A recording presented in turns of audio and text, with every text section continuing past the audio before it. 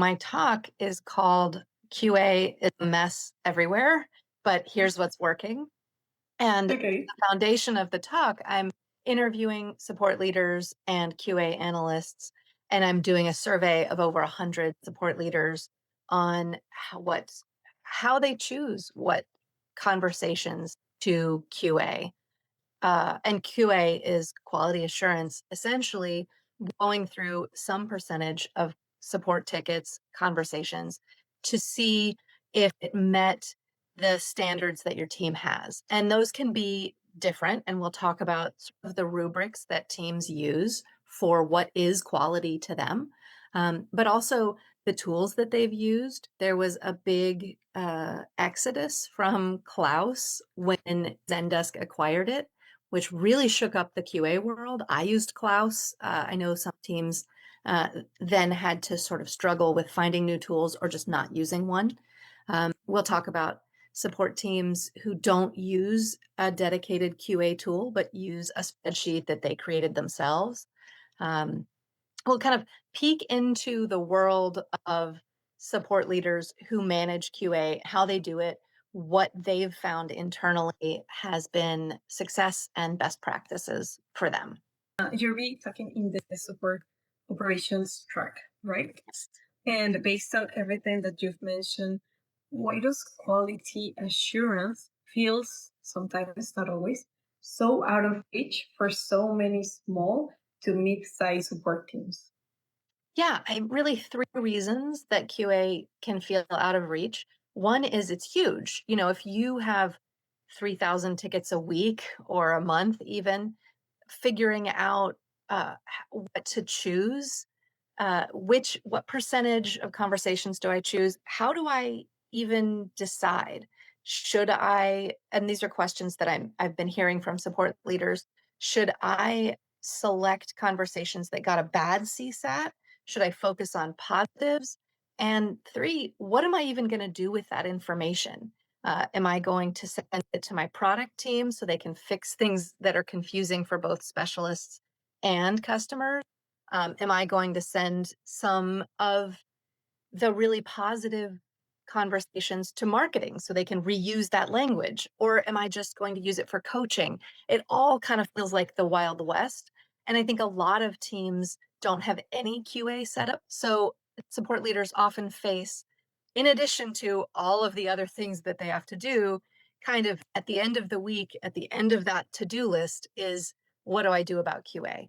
So we'll talk about ways to make that simpler. We'll talk about how other support leaders solved these problems. As you're saying, sometimes we hear or are kind of expecting solutions from bigger companies, but it's not the same thing you have to do for a small or mid-sized team. Right. Larger So companies yeah, typically can afford to purchase a tool and just automate it.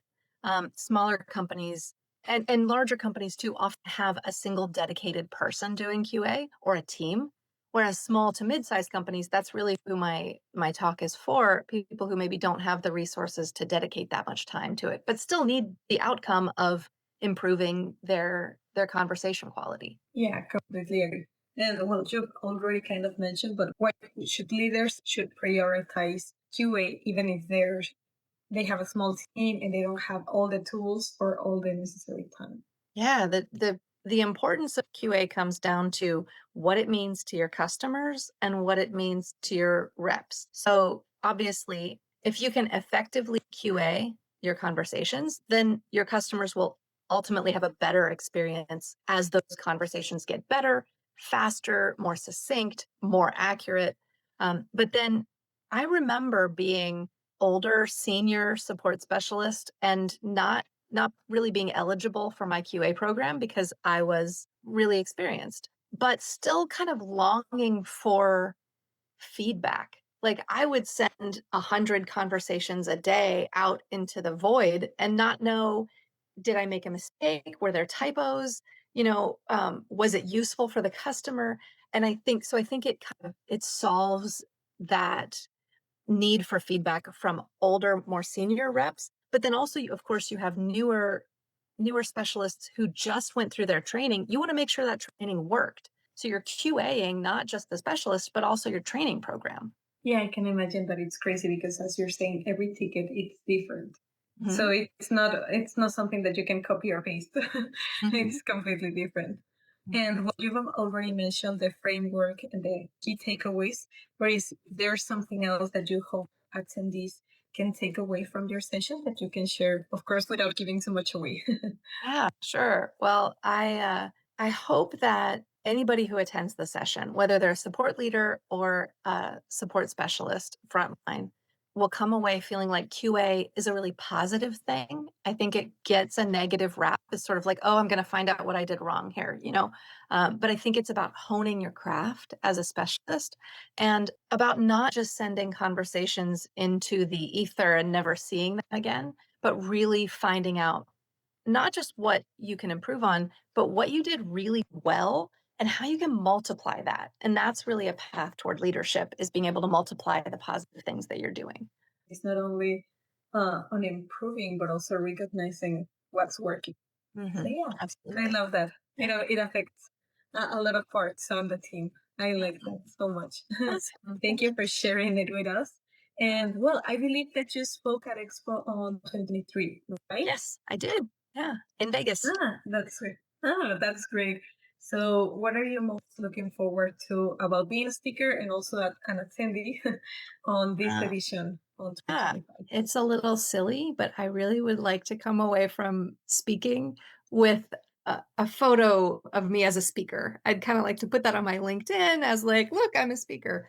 Because I love speaking and presenting, and so I want to represent that in my personal brand.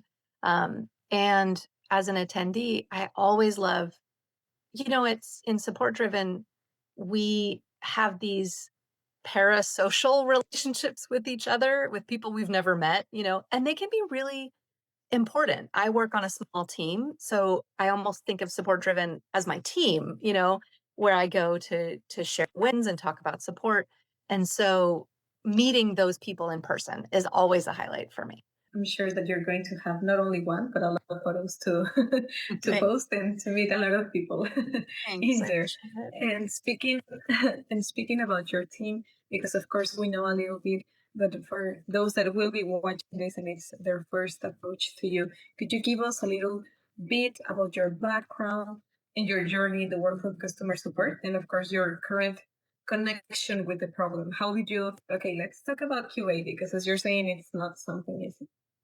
Yeah. So I spent the formative years of my career at YNAB, You Need Budget, on the support team. I was the second support team hire, and then I left when there were 70 some support specialists. So I went through, and that was over a period of 8 years, I think. So I went through really everything in support. I got to have my hand in all kinds of different projects, including helping to launch a QA program. We used Klaus, which was really great at the time. Um, and then I moved into customer success and moved to Tetra. I am now, and Tetra is a knowledge base for support teams. So I really got to elevate my knowledge of all the many areas of support into being a support person for support people. And then we Tetra bought Support Man, which is a QA tool for support teams. And so I'm really specializing on helping teams to do QA, which is what Support Man is all about, and really is the focus right now of my podcast, Live Chat with Jen, that is sponsored by Support Man. And so QA has become over 10 years in SaaS support and success has become QA has become really my focus area. And I love it. I would like to do it even more. So that's kind of where I am with that. Thank you again for your time and for giving us this exciting preview. We're really looking forward to your presentation at Expo.